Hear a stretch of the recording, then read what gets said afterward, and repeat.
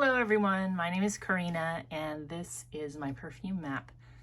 Today I wanted to talk about BDK French Bouquet. I have a small decant here. I have a 5ml decant that I bought from Scent Split. When I bought this decant, I bought Gris Charnel at the same time and Tuberose Imperial, and this one was definitely my favorite on first sniff of those three. In fact, when I smelled this for the first time, I thought, I am definitely buying that. Like, that is amazing. That smells really, really good. And the thing that inspired me to buy this was I heard, his name is like David Benedict, I think is how you say his name. I heard him on The Perfume Room, which is a podcast by Emma Vernon. I hope I'm saying everybody's name right. If I'm not, I'm sorry. It's definitely The Perfume Room. And he said a lot about aldehydic florals. He seemed to have a real affection for them because his mother and his grandmother wore them. He grew up around perfumes. I believe his parents had a perfume shop or store that I think was, you know, more than just like a little shop. I think it's like a pretty big perfume store. So he grew up around aldehydic florals, and he, like I said, I think he has like an affection for them.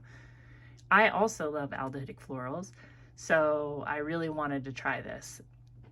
Let's see, I've used almost all of it. Just as a note on decants, my feeling about what size decant to buy is that 5 mLs is really, really good to really see if you like a fragrance. I can get 1 mLs and know like if I want more, if I'm still curious about it, or if it's just like, I feel like 1 ml can let me know if I'm curious about it. 5 mLs is enough to let me know if I like it, and 8 to 10 mLs might be all I ever need of a fragrance, just because there's so many fragrances, so little time. But I really like 5 mLs. The problem with them is sometimes they can get pricey for that much. I mean, sometimes they're around $20. I can't remember exactly what I paid for this, but it might have been around $20, and that's high. But this fragrance, new in the bottle, for a full size, I think is around $200. And I'm going to just spoiler, I think that's too much for what this is. But I did really like it on first sniff, and it didn't take me long. It didn't take me too many wears before I thought, I have stuff that smells just like this already. So first, I'm gonna just spray a little on my vintage note paper here.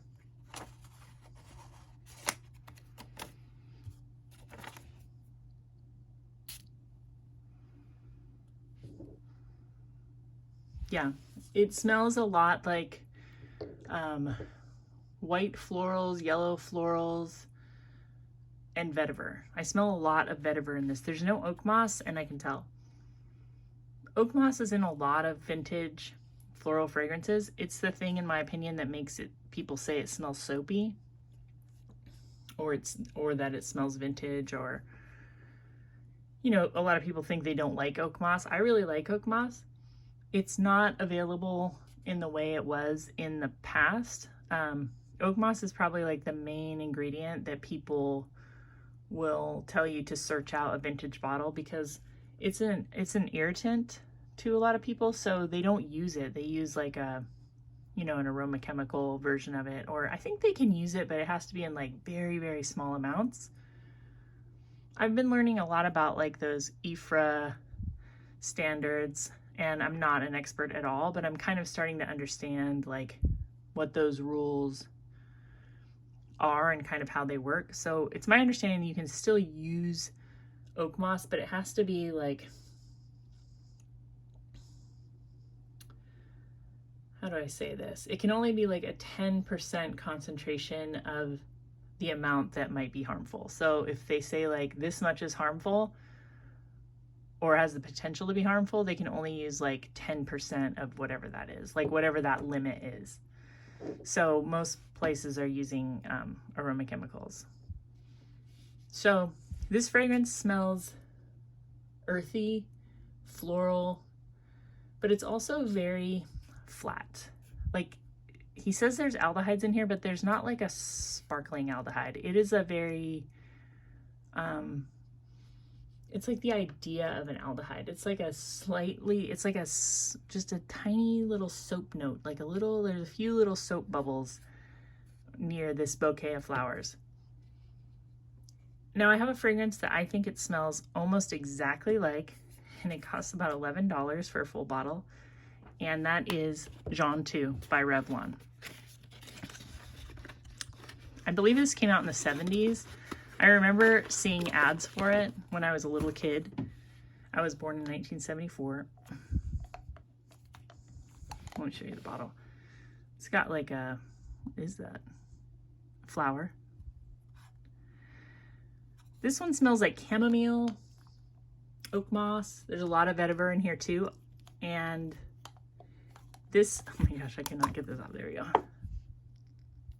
This smells like, this could be the EDT version of this. Oh my gosh, I love this fragrance. This fragrance has like this mossy chamomile. It smells like both spring and fall at the same time. It's definitely like a yellow, almost like decaying fragrance. There's almost like a dying flower smell in here, but in a good way. Maybe like a drying, maybe like a flower that's drying. If I compare this to French Bouquet is like a much richer version of this.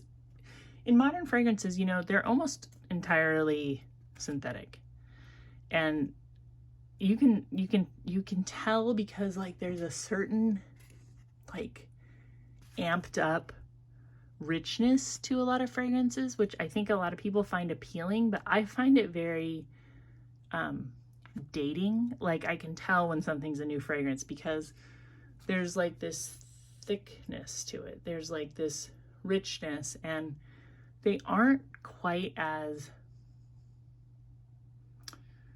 I don't know, like it just smells so smoothed out. Whereas in old fragrances, there's kind of like spikes and bumps that you notice in them. Now, at some point in the dry down, this Jontue smells exactly like French Bouquet. When you first spray it, it's lighter, it's more floral, it's brighter, but in the dry down, I can't tell the difference. If you like French Bouquet, or if you like florals with oak moss and vetiver, I think you should try Jontue. I'm pretty sure I paid $11 for 2.3 fluid ounces. Still available, and it's really, really great. Now the next one I'm going to show, this is what people compare BDK French Bouquet to all the time. If you look on Fragrantica, I think this is the first thing that gets mentioned. People do not think it smells like Jontue, but they're wrong. This does not, I do not think that it smells like this. I get what they're saying. They're both vintage fragrances.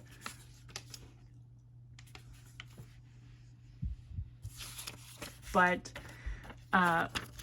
Chanel No. 5 is famous for having a lot of oak moss. Yeah, they're like nothing alike. This has a lot of vanilla, it has oak moss, it has white florals. Ooh, it has a nice magnetic cap. No, there's nothing, it's nothing. I can't even tell. This one is BDK. This is Jontue. They're so close that they're hard to tell apart. I've been wearing this version of Chanel No. 5 since I was 14. And not because I was a bougie kid. It's because my mom had a bottle of it. I won't even say that she really wore it, because I don't really associate it with my mom other than that it was on her dresser. And I would wear it like when I wanted to smell good at school. And I probably wore it a lot more than she did. This is such a light version of Chanel No. 5. I can't really imagine anyone not liking this, but they do. They say it smells old. It smells so good. It's so like powdery and floral and natural smelling. Chanel No. 5 is the kind of perfume that it smells like you smell good. It's not like a you smell like cake. You know what I mean? Like so many fragrances now, it's like you smell like cherries, you smell like marshmallows, you smell like cotton candy. This isn't like that. This is you smell good. And I don't ever smell this out and about. People say that they smell this all the time or they smell it at thrift stores. I do not. I don't. And I know this fragrance. I have a long history with it. I was going to show you just a couple versions. This is a new, this one I'm showing you, this is a pretty new bottle of the EDT. This is an older bottle of, oh, look at that, of the EDP. And I just heard on another perfume podcast, I like listening to perfume stuff, maybe better than watching it sometimes. And this one got an award for like best vanilla, like this year. And the hosts of the podcast were like, wrong. No, it is. It's a vanilla fragrance, and it's not a vanilla at the top. It's a vanilla in the dry down. And this is a gorgeous vanilla at the dry down. I will wear this, and at some point during the day, all of a sudden we'll start smelling some kind of vanilla extract, something baking, and I'll realize it's me. It's Chanel No. 5. Chanel, as far as I understand, still makes their own ingredients for their fragrances. Like they're not buying them from the big fragrance companies. Maybe that's changed, but for a long time, they've kind of been a holdout of making their own fragrances. And the reason why I think that's worth mentioning is everybody used to have to buy raw ingredients, right, and make their extracts. But now everybody's kind of getting their extracts and fragrances from the same places. So in my opinion, like there's no real reason to spend $200 on something that's made with the same ingredients as something that's made for that you can pay $11 for. Like it just doesn't. I know that there's more to what goes into a fragrance than the ingredients, but it just feels a little off kilter, especially these companies that have a big umbrella company doing the marketing and doing the distributing. I just think that it's you really would have to convince me to buy a full bottle of this when all of these other things are available. Now, Chanel No. 5 is not inexpensive. I will tell you that I paid $11 for this one because somebody was letting it go on eBay really cheap. I actually got both of these together for $11 because the person who sold them said, oh, I think these have gone off. They haven't. Like, not at all. Maybe some of the top notes are gone on this, but no, I mean, I paid $11 for both. Chanel No. 5 and Chanel No. 19. This is almost gone. Partly because I've been using it and partly because it was only there was only slightly more when I bought it. This also gets compared to BDK French Bouquet. This is way greener. There's a vetiver note in here, but it's a very hay-like vetiver. It's not, it's like a dry vetiver. It's not a very green vetiver. This is much more green. The next one I want to show you is White Shoulders. And this it has aldehydes. It has a lot of the same florals listed in BDK. It has oak moss, and it has, it just says green notes, but it also smells like vetiver to me. I don't need to spray this because I'm wearing it. Oh my gosh. This was also, this was actually a fragrance my mom wore more than Chanel No. 5. And I wore it too when I was in high school. It smells like you're sitting on a blanket and you're having a picnic and you're wearing like a gingham dress and there's chamomile and there's like this smell of like hay or straw in the background. That's I think what the green note in this is, or maybe the oak moss. This is so powdery and clean and floral. It has tuberose, it has lily, it has violet. This also has violet. I think that's like the smooth floral, smooth powdery floral. And I want to tell you something. If you love YSL Libra, if you love Burberry Goddess, if you love powdery scents, then I have a secret for you. You are a floral person, okay? You might have been romanced by some cupcake notes. You might think that smelling like lemon pie is a good idea. But if when you really get excited and you walk outside and the air swirls around you and you're like, oh my gosh, I smell so good, and it's powdery and it's floral and it's oak moss, you are a floral person. And the sooner you know that about yourself, the happier you're going to be with your purchases. This is beautiful. This is also like $10. I mean, look at it. It's so cool. It's from the 40s. This is from the 20s, I believe. 40s, 70s. When did this come out? In the 100 years after this, at least, right? Look backwards when you're buying perfumes. Look backwards. There's some really good fragrances that have been around forever, and they don't need to market, and they're not being distributed. So the price is what it should be, or maybe even below what it should be. Okay, the last one I want to talk about. This doesn't really smell like French Bouquet or any of these other ones, but I've been wearing this lately. This is Hand Knitted Witch Gloves by Black Phoenix Alchemy Lab. This came out in Halloween 2023. This was new. And I've been wearing this because it's pretty interesting. So according to them, the notes are raw wool, oak moss, and cranberry brandy. But what I smell is a musk, oak moss, and like a tart berry. This smells very, very vintage. And it just came out. Black Phoenix Alchemy Lab likes to use oak moss a lot. So I think if you're a vintage fragrance fan, these will be pretty interesting.